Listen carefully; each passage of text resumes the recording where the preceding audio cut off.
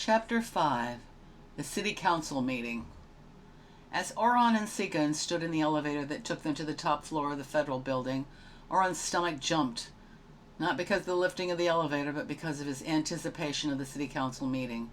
He and Sigund had stopped back in his office to retrieve some writing tools, but somehow he felt unprepared.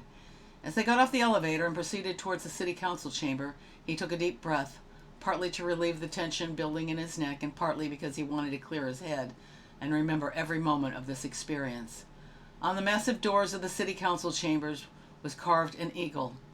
Eagles were the national bird of ATLATIA, representing perfection in art and the nation's greatness. They were displayed in all government and educational buildings. It always had golden plumage on the upper portion of the body, its upper part of the head and neck. Sigund opened the door for them. The room was huge, with a massive, ornately carved table in the center of the room. Already seated at the table were the three elders, clearly discernible because of their age and long beards, and two scientists, Patelin and Hilam.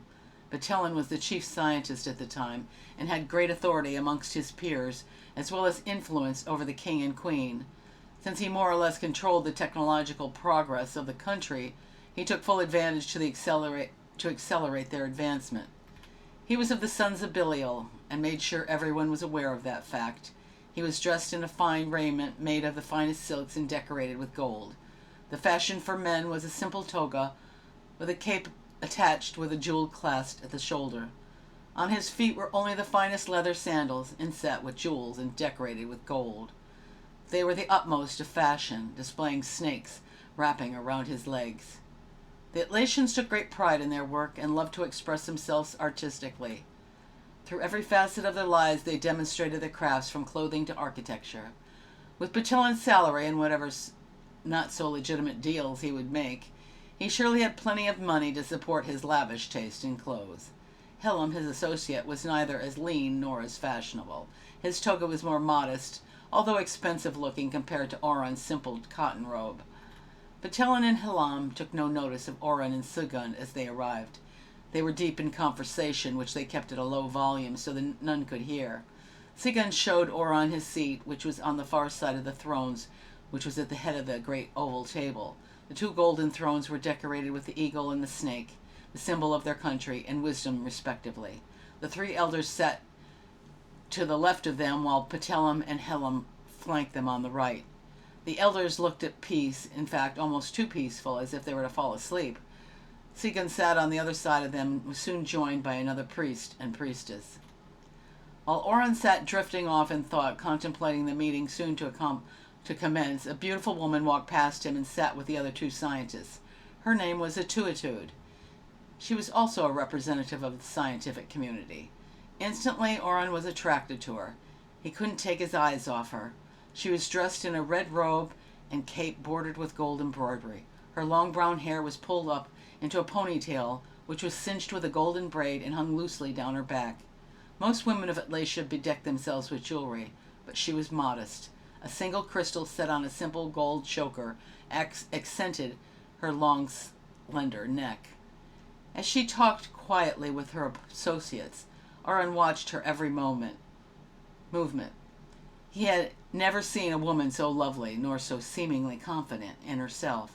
She possessed a quality of both sensitivity and innocence, as well as worldly self-assurance. Oron was enamored. Suddenly his attention was diverted by the pounding of the king's scepter on the table. Oron looked up and saw that King Atlan and Queen Selina had seated themselves at the far end of the table. King Atlan was a man of middle age and quite attractive, as was his wife. Together they made a handsome couple. Queen Selina was perhaps 15 years younger than her king, but had the dignity of one twice her age. She was brought up as one of the children of the law of one. However, her husband, who had also been of the one, had been enticed to those of the sons of Belial with all their technical advancement. As he became more and more in favor of those of the sons of Belial, her own personal beliefs were forced to remain only unto herself. Although she would try to persuade her husband of the importance of the beliefs of the children of the law of one, he was continually lured back into the clutches of the scientists who used his weakness for their gain. They would give him things that no other king of ATLATIA had ever possessed. and through those technological gifts they gained power in the leadership of ATLATIA. As they proceeded with the business of the day, Oron vigorously took notes of each and everyone's words. Every community discussed their problems and suggestions, which were ultimately stamped with a yay or nay decision. Oron was disappointed when the library on which he had worked so hard earlier was barely discussed. He had hoped he might have an opportunity to engage in the discussion, but no opportunity arose. Finally, the floor passed to the scientific community. Etude was their speaker. As she began to speak, Oron stopped writing and watched her every breath. Our airship is near completion for the journey to the outer limits of our atmosphere. The fire crystal has been programmed for the launch. King Atlan sat up in his chair, obviously interested in this topic. When has the launch been set? Patelin hastily interjected. Your Majesty, we have set it for the most auspicious occasion, the Festival of Light. He smiled as he had just patted himself on the back for thinking of such an idea. Queen Selina, who had sat quietly through the meeting thus far, interjected. Quite appropriate for an opportunity to perhaps greet our space brothers. There was much shuffling between the scientists and the elders at that subject of space brothers. The subject had been one of great controversy between those of the one and those of the sons of Belial. Queen Selina enjoyed the flourish she had set into motion. It was rare for her to voice herself at one of these meetings, but you could tell by the look on her face that she had done it for the benefit of the reaction she knew she'd receive. Her husband looked at her with disapproval. There was also a gleam of amusement in his eyes, knowing that she had done it to stir up the meeting. Surely you jest, Helm laughed. It is only the fancy of some priest. There is no proof of such a being. Quietly Sigyn stated, There is no proof there is not. The room erupted in arguments among the group. Patelin, who highly objected to such an idea, stood up and yelled across the table at Sigyn, You are a fool, Sigyn, and so is your associate Miram. A device to gain power is all. King Atlan tried to get everyone's attention and hit his scepter several times on the table, trying to quiet the group. Please, enough of this bickering. Let us move on. After a moment, the group settled down. King Atlan continued. Etude, would you please give us other reports before we adjourn? Etude, who had been quiet during the squabble, spoke directly, having not been moved by the scene that had just erupted. The Onai Nuclear Center has been completed. The utilization of the power in the area will be established before the launch. Patelin sat anxiously in his chair and couldn't contain himself any longer. And we are prepared for the institution of other power centers. I would like to direct it to the Council at this time for approval of such a project. King Atlan sat back in his chair, seemingly bored with the meeting. Your request is premature, Patelin. Insufficient data has been produced of this energy source. It still remains experimental. I suggest you approach the Council at a later date. Despite his great attraction to the new technological developments, King Atlan was a wise man and could take caution in implementing new devices before they were proven. Thus, Patelin's request was denied. This meeting is adjourned. Patelin sputtered as the king hit his scepter and quickly exited with the queen. Helm and Patelin, both seemingly agitated, grumbled to each other under their breath. Oron watched as Etude gathered her notes and started to walk towards the door. He hastily approached her. Etude, may I speak to you? She turned and acknowledged him. Yes, what can I do for you? Oron gazed into her beautiful blue eyes as she spoke. He became lost in them. She cleared her throat, uncomfortable with his gaze.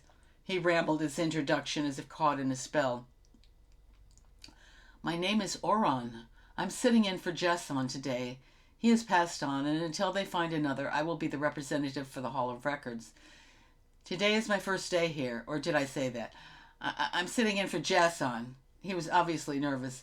He kept getting lost in her eyes. She broke the spell with her voice. Yes, I heard your introduction before the meeting, and again now, she smiled. Oron was uncomfortable and was not handling the situation well. This was the first woman he had ever felt such attraction to. He was having a hard time speaking. He also knew that she must be aware of his eyes taking in every inch of her. He tried to put himself in control, only making his awkwardness more evident. I would like to learn more of the launch project. He was desperate for a way to be with her. To discuss this sounded logical since he was a representative of the Hall of Records. For the records, he added. He really wanted to be with her, and inside he was praying she would say yes, Perhaps you would honor me by having dinner at my residence so that we may discuss this at length. He knew he was being bold, but he had to. She was special, and he wasn't going to miss this opportunity. She thought for a moment. For the records. Yes, he was practically holding his breath now. He couldn't even think that she might reject him. Yes, I'd be glad to. Oren released his breath. Wonderful! He was glowing inside. He started to take her papers. May I carry your notes? She held them back from him almost suspiciously. No, thank you. He realized that he had stepped out of line and was embarrassed. Of course she didn't want him to carry her notes. She worked on high-security projects, and him being a scribe would jeopardize her work. Of course, he followed her out the door. Outside the council chambers, Oren assisted Etuitude into a carriage. Then as he climbed in, he directed the driver to go to the Temple of Sacrifice. Immediately he saw confusion in Etuitude's face. I hope you don't mind. I need to pick up a friend of mine at the Temple of Sacrifice. Your friend? My assistant. He is actually a thing. He's had an accident. He's more to me than a servant. Oren was having a difficult time talking to her about me. I have to pick him up and see that he's all right. Etuitude could see that his feelings for his friend, and also that he was a bit nervous. She smiled. I understand. It is fine. Her words relaxed him, and he sat back and enjoyed the ride. When they arrived at the temple, they were approached by Sale, one of the priests of the temple. May I be of assistance to you? Yes, the high priestess Miram has been attending to my assistant Esser. Do you know where I can find him? Sale smiled. Yes, they will be here shortly. She advised me to tell you to wait here. He walked back, leaving them alone. Oren turned to Etuitude, who was drinking in the atmosphere. She was in awe of it, as we had been many times before. Not sure how she felt about this, he said. I'm sorry for the delay. Actually, I find it delightful. Do you know I have never been here before? Never? Never. I never had a reason to come. It's beautiful. She was entranced with the temple. Oren, on the other hand, was entranced with her. Seeing her standing in the center of this magnificent building was ecstasy for him. He watched her every move as she walked over to the table in the middle of the room. Is this the table of eternity? She asked. Yes. When it is your time to pass on, you will lie here. Etuitude jumped up and lay down on the table. She was enjoying herself as she dreamily said, Yes, and my soul shall float up and away till it is time to return to this place. Oren walked over to her and stared into her eyes. At that moment he wanted to kiss her, but she turned and looked at him and startled him with her next question. Tell me, how do you feel about the talk of Space Brothers? She caught him off guard with that question. He didn't know how to respond, not wanting to offend her. Oren had read enough when he was transcribing scrolls that indeed Space Brothers had been helping those in ATLATIA for many years. I've heard of the rumors of their existence. It is said they gave us the knowledge of the great fire crystal. Etuitude got up. Yes, they did. Oren was surprised by her response. You are a scientist, and you believe it? Etuitude got very serious and lay back, staring at the ceiling. I know it. My natural father was a scientist, as was his father. He was one of those who worked on the fire crystal. It was through him and his space brothers that they were able to bring the fire crystal into operation. Oren was shocked by what she was revealing to him. Why was she saying this to him? Why did you tell me this? I know if your associates knew this, it would make your work difficult, especially Patelin. She looked deep in his eyes for the first time. I think you are a good man, and that you also believe. It was as if their souls touched for that moment. Then they were interrupted by the presence of Miram, who had ascended the tunnel stairs to the chamber. She stopped. Oren, your friend is healed. I have also taken the liberty of removing some unwanted appendages.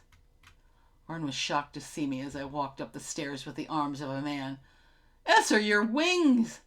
I walked over to my friend, proud of his new wings showing them off. His new arms showing them off.